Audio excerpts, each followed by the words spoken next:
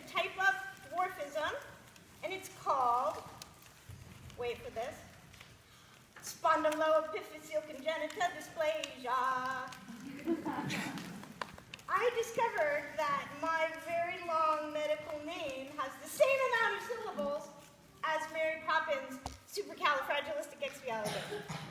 And it made it a little bit lighter, a little bit happier, because that label that was probably as long as I was when I was born was really, really hard. Can you imagine? Because you probably have differences about yourself that you don't like so much. You prefer to be like someone else, or have someone else's hair, or be someone else's height. I hated being in this body. At first I didn't. Of course, when we're little, we're just happy. We're just exploring. We're learning to crawl, and then we're learning to stand and then talk. But slowly, as the world gets a hold of us and starts reacting to who we are, and especially me, because I brought on a lot of attention, I started to wonder, something is wrong. Something's wrong, and I thought it was with me. And I thought it was on the inside, not just the outside, because it seems the world thought this was so important. But I'm much more than my body. You're much more than your bodies. You're your heart, you're your thoughts, your character, your personality, the things you love to do, the things you don't like to do. That's all so much more important than how you look. But guess what? Our world puts a lot of emphasis on how we look, doesn't it? You see airbrushed models everywhere you look, perfect faces and features, and they're not perfect. This is how cameras make people look, but they're not perfect. Nobody's perfect. And we're all born to stand out. We're born to be different. You know how I know this? Because your fingerprint. Did you know you all have a completely unique, forever, through all history, fingerprint? Also your toe prints. Also your retina. Not even a twin. Does anybody have a twin? Yeah, not even your twin has your special, unique snowflake fingerprints, eye print, ear print, toe print. Yeah, your ear apparently has a print in it. No one has that. How many people are on the planet? Who knows? About 8 billion? That is a lot of people. Out of 8 billion, guess how many there are of you? One. Just one. And out of the millions and billions that came before us, how many were like you, anything like you? None. And out of the millions and billions that are going to be alive, how many are there going to be like you? None. Ever. That makes you special. And if you want to try and be like someone else, that's not your fingerprint. This was mine. I didn't know that. I didn't want to be this. I wanted to be that and that and that over there. And I was so busy not wanting to be me, I was really sad. Because if we're not who we are, our energy just goes, and I wanted to hide. And guess what? There were a lot of kids who didn't like that I looked different either. Because they also were afraid to be different in this world that doesn't like different. So bullies saw me as a target. And I thought it was about me. I came to learn it was about them. That they also were afraid to stand out, to look different, to be rejected. Do you know what it means to be a pack animal? Like wolves. They travel in packs. Anybody else know an animal that's a pack animal? A flamingo? Are they? A pack bird? Yeah, they're social. They need to be with each other. Humans, guess what? We're pack animals. So we need to belong. We want to be part of the pack. We're born to be part of the pack. And if for some reason a wolf or an elephant is booted out of their pack, they might not survive. So we have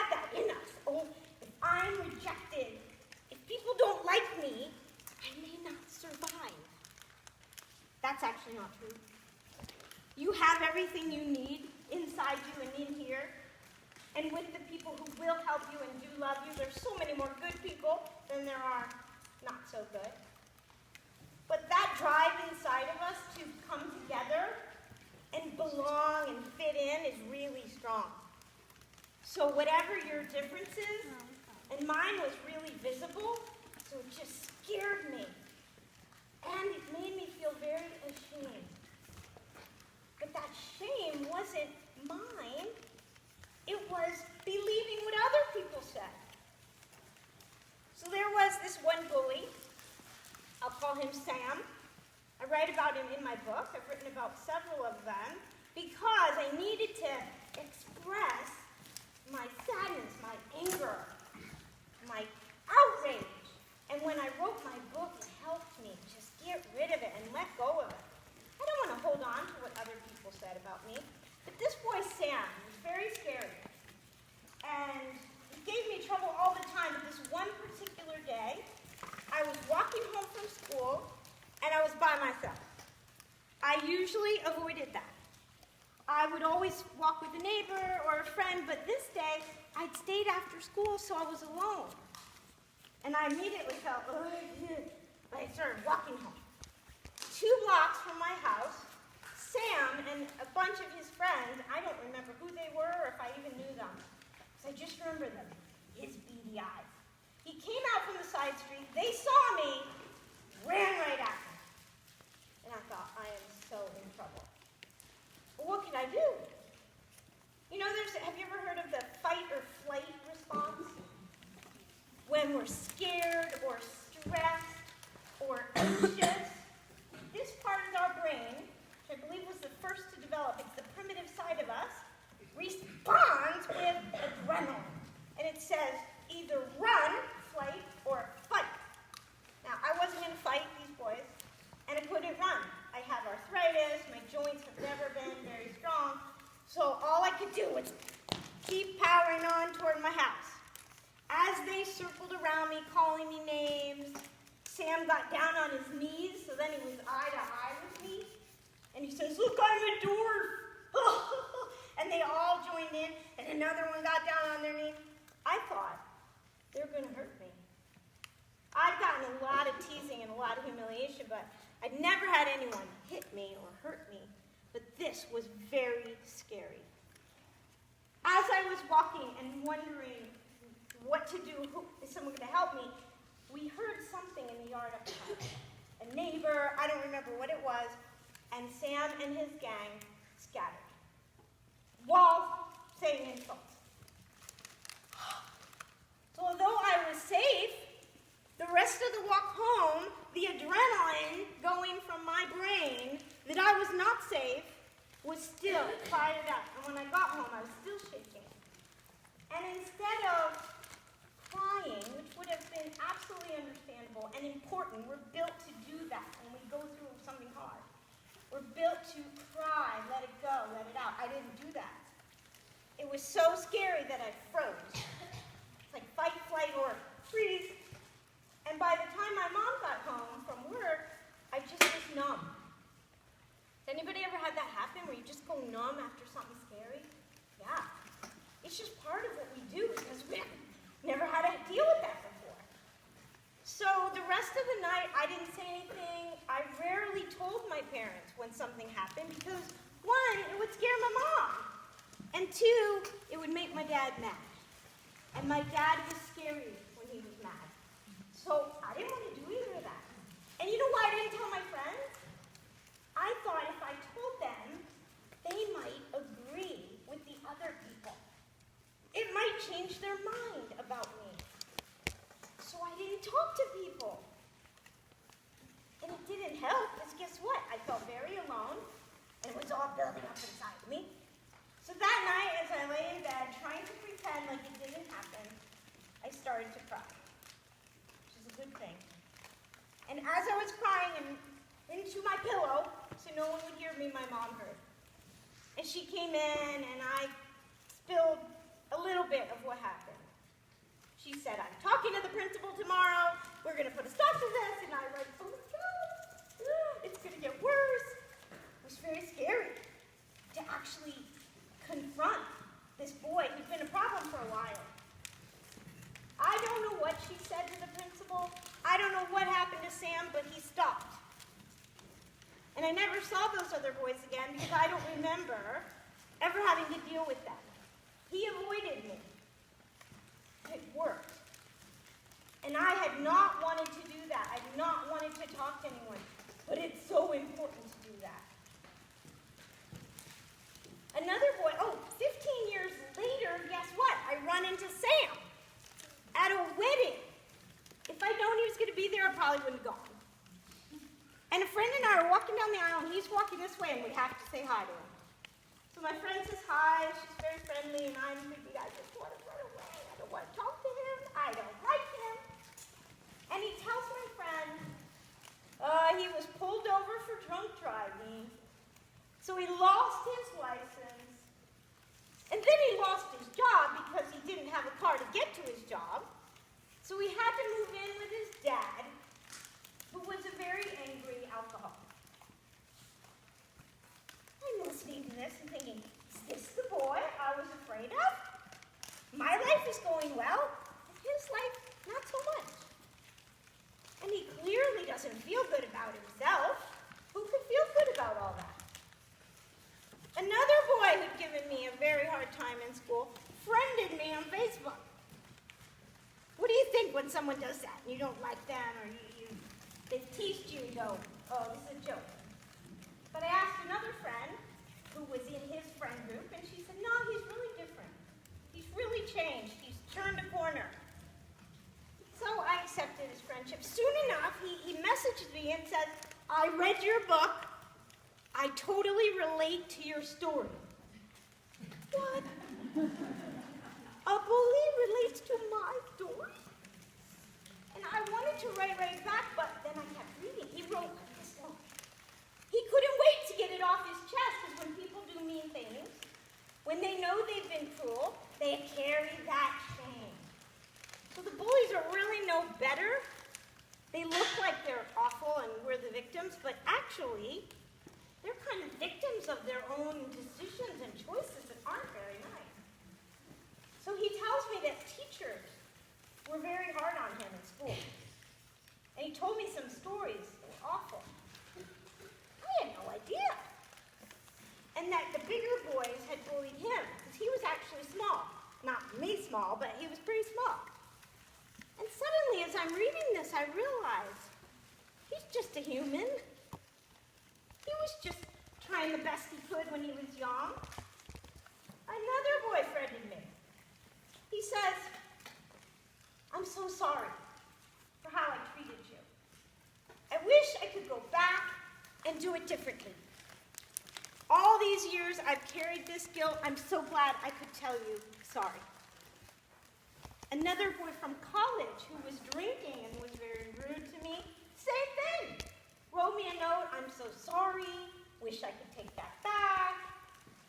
So people who are choosing to humiliate or tease or put you down in any way, or if you do it, you get in an argument with a friend and you do something you know they won't like, anytime we do that, we have to carry that sadness, that guilt.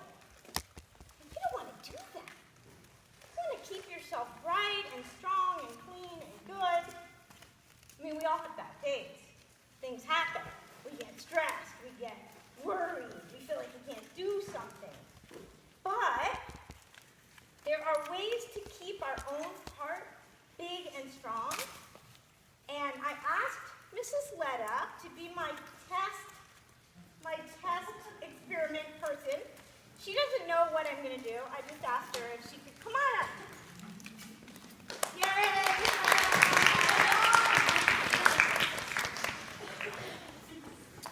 So, I'm going to do some muscle testing on what happens when we think like a negative thought about ourselves, and what happens when we switch it for something more positive and hopeful. Okay, so I have to think of something negative? No, I'm thinking something negative. Okay. So there is this field of energy around every human. They call it a biomagnetic field. The Earth also has a biomagnetic field around it. Animals follow it when they migrate. Bees follow it. Birds. We have our own field. You know how when you have socks on and you rub on the rug and you can shock someone? Because our bodies are great conductors of energy.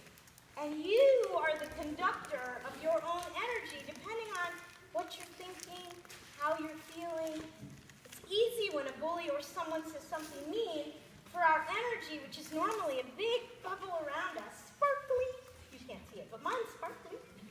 And then guess what? When someone says something mean, it goes like this.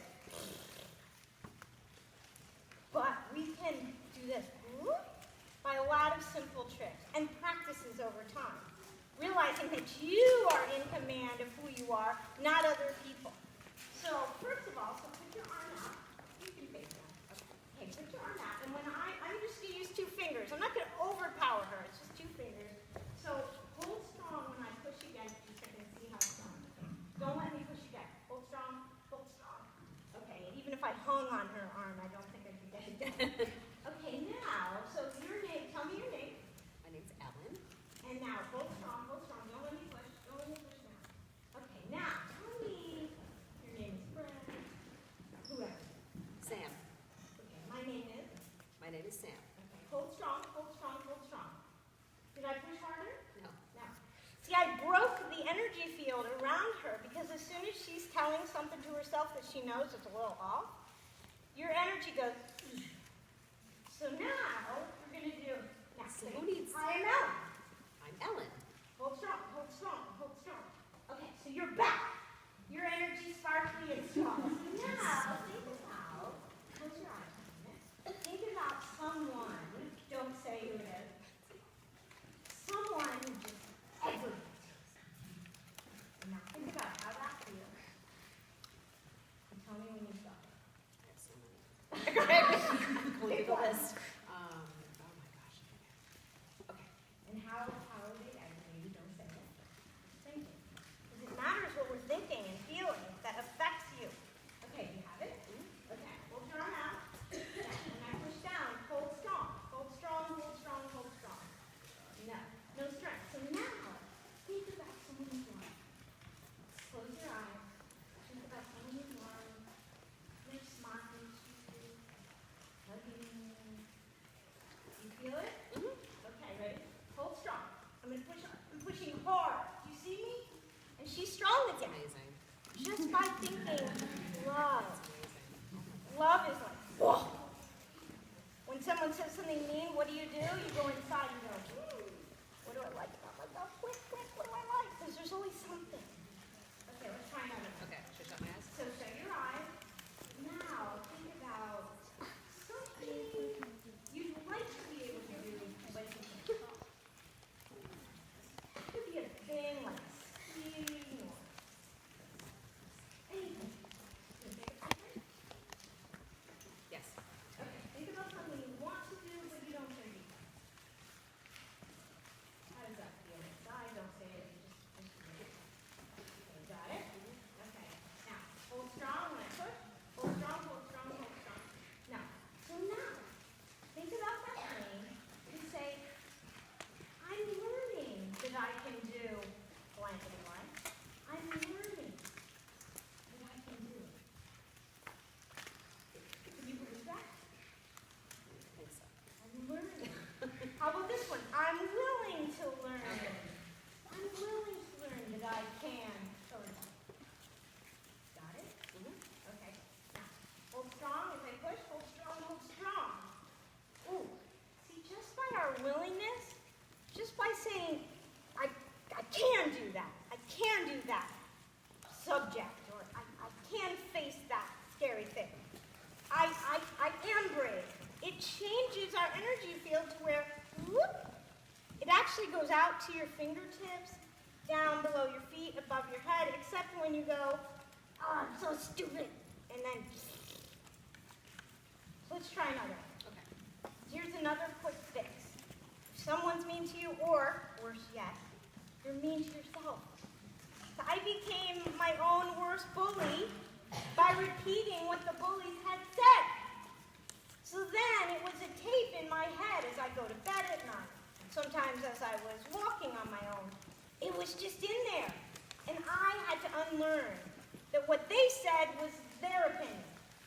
There's a saying that goes, what you think of me is none of my business.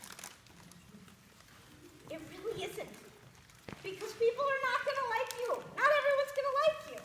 And not everybody's going to agree with you. And that's okay as long as you love you. Okay, let's do another one. I have my cheat sheet. I can't remember all the exercises. Oh, okay. Now, think about an everyday frustration. Maybe it's cars cut you off. Is that a good one? That's a good one. Okay. Happens Think a lot. about, a car cutting you off and how that feels in your heart. Tell me when you've got it. I got it. Okay. Ready? Hold strong. Hold strong. Oh, so easy to push your arm down. Now, okay, push your arm down for a second. Put your hands on your heart. Both hands. Your hands are highly electric. They're like the end circuits of you. And your heart, out of all the organs in your body, your heart has 10 times the magnetic field as any other organ. You know those tests they do? It's called an electrocardiogram. They test to see how your heart's doing. That's why they know the heart has this huge perimeter of energy. So when you put your hands on your heart, you're sort of completing a circuit. And you're strengthening yourself. So as you put your heart on your, and another one is breathing deeply. So now just take a deep breath in. Everyone take a deep breath in. And out. Another deep breath in. And out. And one more. And out. Okay, now let me test you. Okay, put out your arm. You done? Now, heart is cutting you off. Hold strong. Hold strong. Hold strong. Much stronger. Just from taking a second to connect to your heart, because that's who you are. You're love, you're joy. You're not just your body. You're not what other people say. It's in here. So deep breaths are really helpful. And as well, or you can just do that. If you are scared or something, how do you just put your hands on your heart? It helps your own energy. You could call it a force field. Like a superhero force field. I mean, it's not going to stop bullets. But it is there, your energy. You're so much bigger and brighter than what people see, but they can feel the energy around you. You ever notice that when someone's feeling happy and confident, you just like being around them and in your energy. Someone's feeling like, ugh. Then you start to feel like, ugh. Then do this. And get your energy back up. Thank you, Mrs. Lyle. So, anybody want to try this? Did it look fake to you? Did it look real? It's hard to tell. Do you want to try? Come on up. Yay! Okay, what's your name? Vera. Vera. What a great name. Okay, just say, my name is Vera. My name is Vera. So I'm going to touch your chest. Push again. So don't let me push you down. Oh, you're strong. Oh, my God. Okay, now.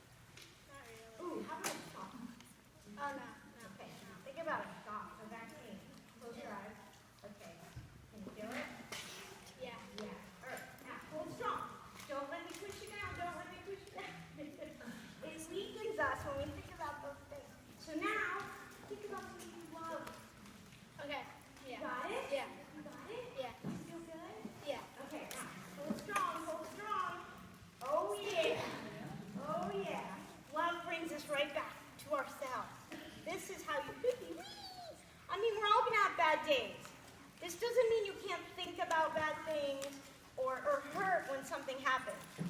You can cry, you can angry, but when you need to pull your energy back together, you know you can do it. Because it's in here, and it's in here. Okay, let's try one more. Okay. Let's see. Think about a bad day. Can you think about it? Yeah. And what happened in the bad day? Okay, ready? Yeah. Hold strong. Hold strong. Now, what would you have done to make that day different? And you could just use your imagination. Because guess what? It's all happening up here, and it can make you weaker or stronger. So picture that day. What would have made it great? You don't have to tell it. Just in your mind, close your eyes. What did you need on that day? You don't have to say. And give it to yourself. Change that day. Okay. Did you feel it? Yeah. Okay. Hold strong. Hold strong. Yeah. Yeah. So even in our head, our imagination can bring that power back. Do you know Albert Einstein? Yes. Pretty smart dude.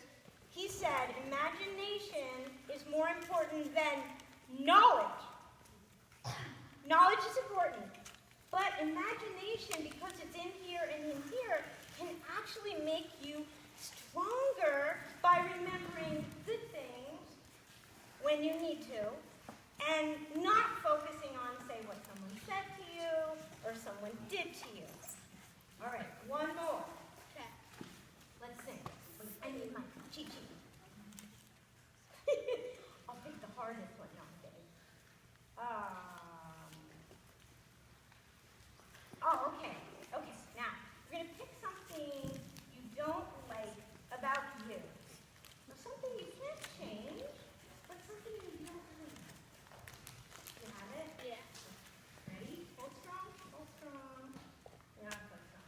Now, I want you to do what Mrs. Leonard did. You say, I'm willing to accept, fill in the blank. Okay. Don't tell us. Say it to yourself 3 times. I'm willing to accept. Like, I always hated my big forehead. But I learned over time, this is me. I accept this. Makes me stronger to just love who I am. Because there's nobody else like me.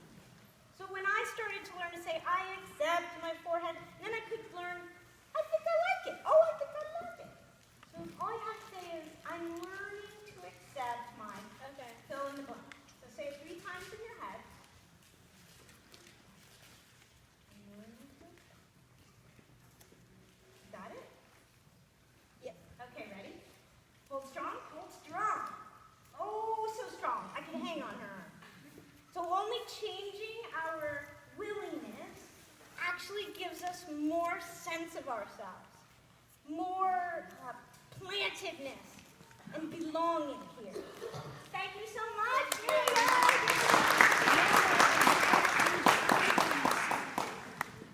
So, where is the magic?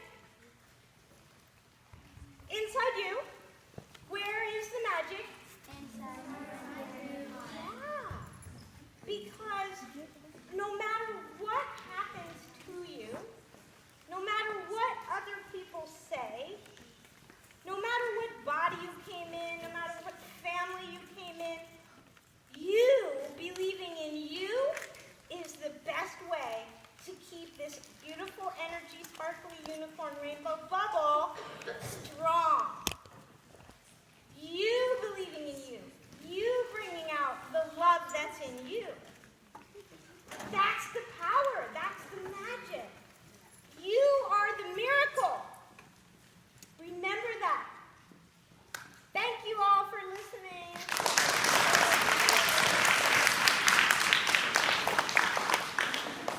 So, who has questions for me? Anything at all? Adult, kids? Oh, here's a question I often get. Are your kids normal? Normal is the setting on the washing machine. Normal is not for everybody. But yes, my kids will be average. My husband is average. So they don't have my condition. They're 14 and 18. They don't think I'm weird. But a lot of people do, and that's okay with them. That doesn't scare them because, they know me.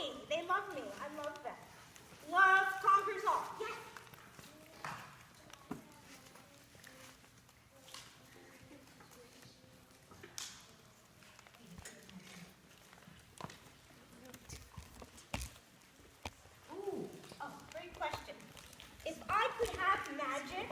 Would I change anything about myself?